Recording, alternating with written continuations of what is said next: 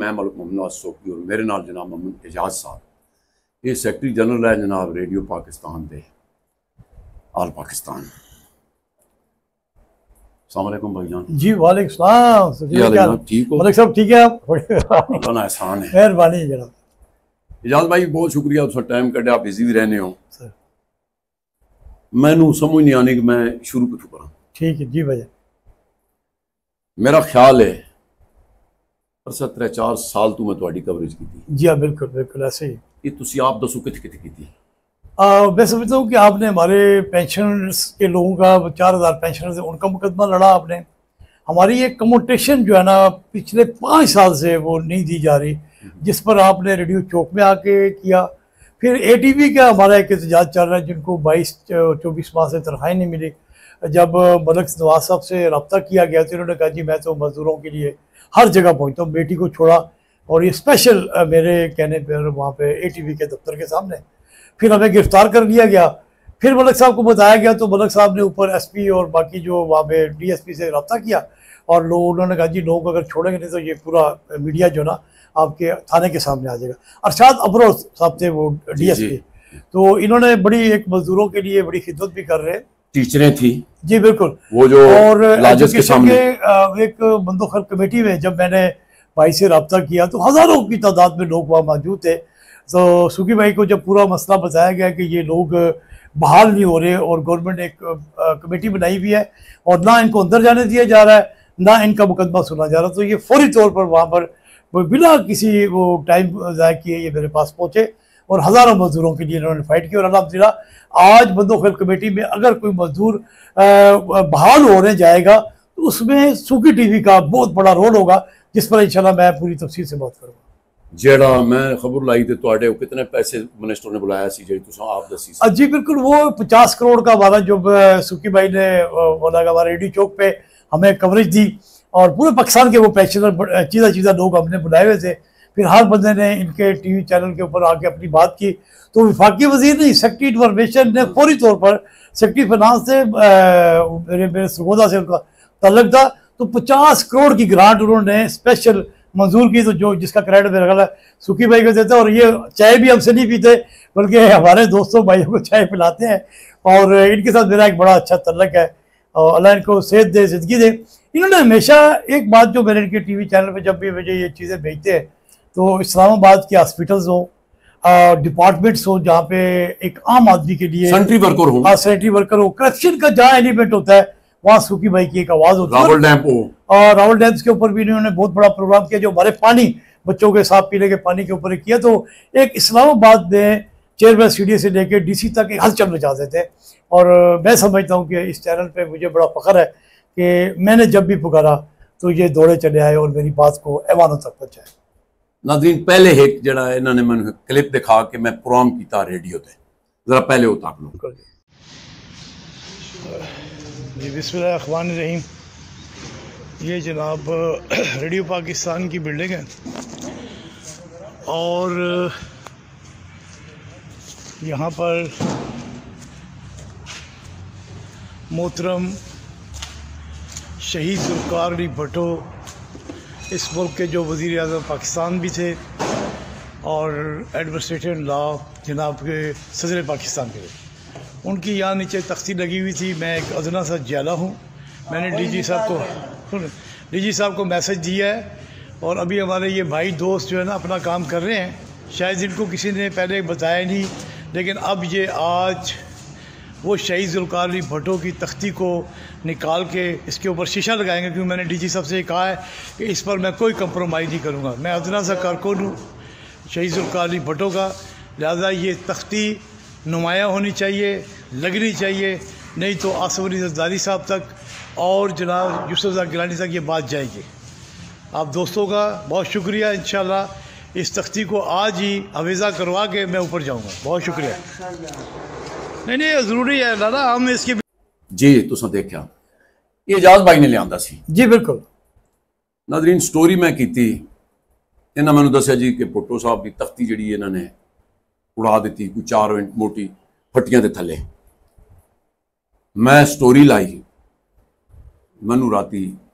DG साहब की call आ गई रेडियो पाकिस्तान सईद अहमद शेख साहब की, उन्होंने कहा सोफी साहब स्टोरी तुहाडी देखी लेकिन अच्छा मैनू ये सी कि तुसां मैनूं दस्सिया सी तुर्की दी कंपनी काम कर रही जी जी ये गल है बिल्कुल यही बात मैनू दुख ये होया कि यार अकोमोडेशन लोस वास्ते लोग फिरदे पैन पेंशनर फिरदे पैन तनख्वाहां मिलदियां कोई नहीं ये तुर्की कंपनी नूं ठेका किस तरह दिता गया ये बिल्कुल ठीक बात ये गल सी यही सी मैं वो स्टोरी की थी जो डीजी साहब की मैनू कॉल आई सईद अहमद शेख साहब की ते मैं आके कहंदे सर जी वो तुसां मेरे को पूछ लेना सी मैं आख्या जनाब वो तो वीडियो वे उन्हें कहा नहीं सर देखा अखा देखा तो कहना सुनिया भी गलत हो सकता है मैं आख्या जी कैमरा तो झूठ नहीं बोलता ना वो मैं तुहानू दिखाई कि उत्थे एक बंदा दाड़ी वाला जिहड़ा लगा हुआ वो भी दस रहे सी कि नहीं जी नहीं बाद बड़ा लो इजाजत भाई ने बनाई जो भी होया मैं आख्या जी मैनू तुसीं एक गल दा डीजी साहब जवाब दो बई इन्हां दियां पेंशनां मिलदियां कोई नहीं ठीक तनख्वाहां मिलदियां कोई नहीं कम्यूटेशन तुसीं पैदा से 5 साल तू नहीं जी जी बिल्कुल उन्होंने कहा सर इस मैं गया ठेका कहीं दिता ने उन्होंने कहा सर अगर ये पाकिस्तान तू या रेडियो पाकिस्तान दे इदारे तू एक रुपया भी लगा तो मैं जुर्मदार हाँ नहीं बिल्कुल आपकी बात सही है कि ये पब्लिक पार्टनरशिप के ऊपर तुर्की गवर्नमेंट का प्रोजेक्ट था लेकिन मैंने इस पे बात नहीं की मैंने भट्टो की तख्ती को छुपाने की बात सुने की। जी, हाँ, बिल्कुल। मुझे ये नहीं बताया गया ना हाँ, अंदर भी हो रहा हाँ, मैं तो समझा कि बाहर पहले कर देती नहीं बिल्कुल बिल्कुल हाँ। ਉਹਦੇ ਨਾਲ ਮੇਰੀ ਗੱਲ ਇਹ ਹੋਈ ਕਿ ਮੈਂ ਉਸ ਬਾਹਰ ਦੀ ਦਿਖਾਈਏ ਨਾ जी, जी, अंदर ਦੀ बिल्कुल, ਤਾਂ नहीं सी ना आपकी बात दुरुस्त है मैं आख्या जी मैं पहले देखांगा हाँ आके कहते सर वो सारा तुर्की करा रही तुर्की की कंपनी और उथू सारा तुर्की तू सामान ले आ रहे हैं नवाज भाई अगर एक यार रोकिया काम थे ये हमें अधूरा छोड़ म्यूजियम जरा बना असी गया देखा ਉਹਦੇ ਤੇ ਉੱਤੇ भाईजान अखबार चढ़े हुए सी ਜਿਹੜਾ फट्टी ते सी जी बिल्कुल वो भी दिखाया उसने पूरा काम दिखाया फिर जदों वो बन गया देखो जी गल अल्लाह वास्ते नहीं मैं गल वो करदा मैं किसी की कबर नहीं यहाँ पे थोड़ा सा मैं रुकूंगा जब मेरा क्योंकि 2-3 दिन से झगड़ा चल रहा था फिर मुझे डायरेक्टर जनरल सईद अहमद शेख ने मैसेज भेजा कि हम मैं वो कारपेंटर छुट्टी पे है और कारपेंटर जब आएगा हम लकड़ी कटवा के तख्ती को नुमाया करेंगे देखे ना मेरी गल सुनो अगर इजाजत भाई क्योंकि मेरा प्रोग्राम झूठा नहीं पहले नहीं देखो जी मैनू फिर दिखाया गया या हुण भी उत्थे ही है ना कभी भी उधर ही है वो हुण भी उत्थे ही है ना तख्ती उहदे उत्ते बाकायदा फ्रेम बन के लगा है शीशा लगा है और अंदर जिसले बंदा बड़े ते वाकई यारों मैं दिखाया और मेरी वीडियो देख के कई यूनिवर्सिटियां ने बच्चे गए जी जी बिल्कुल बिल्कुल आपकी बात दुरुस्त है कि आपको जो दिखाया गया वो आपने जो कुछ कहा जी के सोकी टीवी ने कोई लिफाफा लेके उसकी जरा थोड़ी सी उसका मैं ये कहता हूँ कि मैंने डायरेक्टर जनरल के साथ क्योंकि मेरा काफी दिनों से एक लड़ाई झगड़ा चल रहा है और मेरे पर रेडियो पाकिस्तान में बंदी भी लगा दी है तो मैंने असल में तहरीर जो लिखी है उसमें मैं समझता हूँ मैं माजरत भी की है सुखी भाई से मुझे नहीं लिखना चाहिए था लेकिन क्योंकि डीजी के जो फोकल पर्सन है वो अक्सर ये कहते हैं कि आपने तो अपनी वो तकरीर झाड़ी लेकिन हमने 50,000 रुपए दे के वो तकरीर नहीं लेकिन देखें लेकिन आपने बताया जब आपने कहा कि क्योंकि सुखी भाई को मैं जानता हूँ कि ये किसी से 1 रुपये के रवादार नहीं है मैंने फौरी तौर पर अपनी उस पोस्ट को तब्दील किया और वहाँ सुखी टीवी की जगह को मैंने पूरा काटा क्योंकि मेरी गलती थी मैं मुझे चाहिए था कि मैं ये बात ना लिखता क्योंकि मेरा तल्लक है मलक नवाज सुखी से और ये सुखी टीवी के ऊपर हम मजदूरों के लिए है मजदूरों की बात होती है तो मुझे वो नहीं लिखना चाहिए था जिसकी मैंने बाकायदा माजरत की लेकिन मैं तहकीकात जरूर करूंगा और जो कह रहे हैं जो सोर्स मेरे हैं वो मैं सुखी भाई को जरूर दूंगा ताकि सुखी भाई इस पर एक प्रोग्राम करें मैं बिल्कुल फिर भी हाजिर हूं भाई जी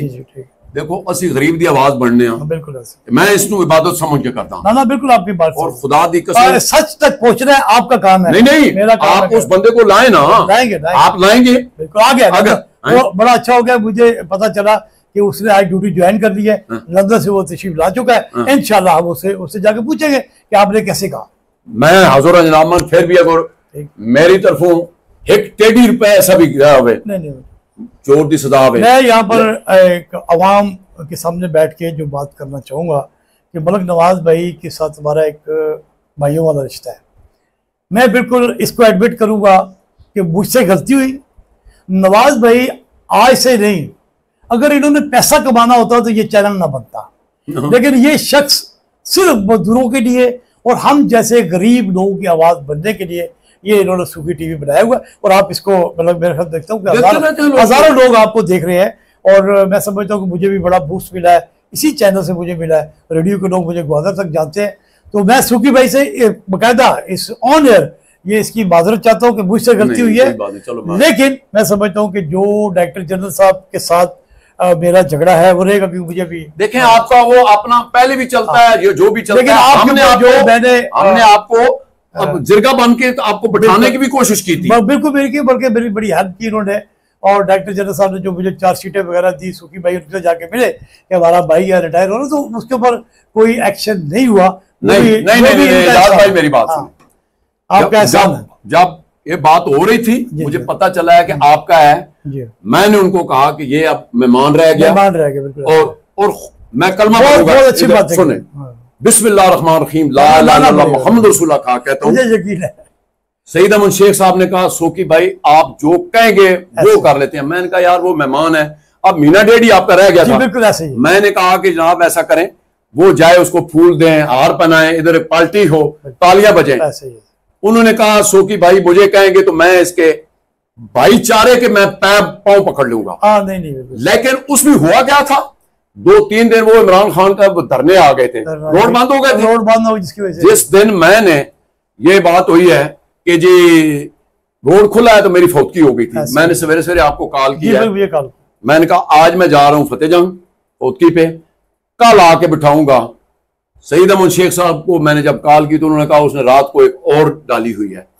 मैंने आपको कहा था, आपने क्या कहा कि आज 6-7 बंदों का वफद आ रहा है, यही बात ऐसे बिल्कुल ऐसे। तो मैंने कहा यार ये तो हकीकत है, ये बहुत बुरी बात मुझे लगी है। फिर हमारा तो कुछ भी ना हुआ ना इतना मेहनत करने का कि यार तो आप आपस में, आपने कहा जी जरा हमें ये करने दें। और मुझे ये भी याद है कि आपने कहा था कि ये जी आ रहा है, क्या नाम है, खालिद नवाज बोबी भी आ रहा है। जी बिल्कुल ऐसी बात थी, ये बात जब मैंने सुना है तो मैं खामोश हो गया, हकीकत बात उसके बाद। लेकिन ये जो स्टोरी थी, मैंने अगर वो हकीकत पे मबनी होती, क्लिप जो था अंदर, अब भी मैं चैलेंज करता हूं कोई बंदा आ जाए, मुझे ये फख्र है जो म्यूजियम बना है वो एक तारीख का हिस्सा है, किस तरह बना है मुझे वो मलिक साहब बिल्कुल आपकी बात से आप सही कहते हैं, लेकिन मेरा उसके बाद पॉइंट ऑफ व्यू कभी आप देंगे, अभी ना दे, फिर किसी दिन इस पर प्रोग्राम करेंगे, क्योंकि वो जो हमारा हाल है जिस पर सेक्रेटरी साहब का नोट आ गया है, फाइल पे लिखा हुआ है, उसकी एक लंबी स्टोरी है, और वो आपके चैनल के लिए इसलिए स्टोरी बड़ी जरूरी है कि उसमें हमारा एक मजहबी टच है, और वो उस पर हम एक प्रोग्राम करेंगे, और डायरेक्टर जनरल को भी आप ऑन बोर्ड लेंगे, मुझे भी लेंगे, और हमारे जो वहां पर प्रोग्राम होता है सालाना पीटीवी का, रेडियो पाकिस्तान का, उन लोगों को भी आप ऑन बोर्ड लेके वो प्रोग्राम। सर मैं हाजिर हूं, मैं हाजिर हूं, बल्कि मैंने तो वो म्यूजियम पहले तो उधर यार वो जो था आपका क्या नाम है, उधर तो कुर्सियां लगी होती थी उसका, जब मैं आपका प्रोग्राम एहतजाज करने गया था तो मैंने वो सरंगियां, बाजे, ढोल, तबले देखे, बात तो उधर से शुरू हुई थी। मैं सिंगर हूं, मैं कभी डीजी को नहीं मिला जाके, और मैंने आज दिन तक इनके अंडर कोई प्रोग्राम नहीं किया। नहीं कोई नहीं किया, कोई नहीं। आपको पता है मुझे प्रोड्यूसर भी कहते हैं ना, मुझे पता है, तो यार मेरे आपका एक अपना तल्लक है रेडियो पाकिस्तान से, तल्लक है, मुझे क्लास ए मिली हुई है, मैंने मतलब रेडियो पाकिस्तान पिंडी में गाया है, इस्लामाबाद में गाया है, लेकिन वो फयाज कियानी का दौर था, वो जब मुझे बुलाता था और उसकी एक अपनी मोहब्बत थी तो मैं गाया है। बालक भाईजान मैं सुने,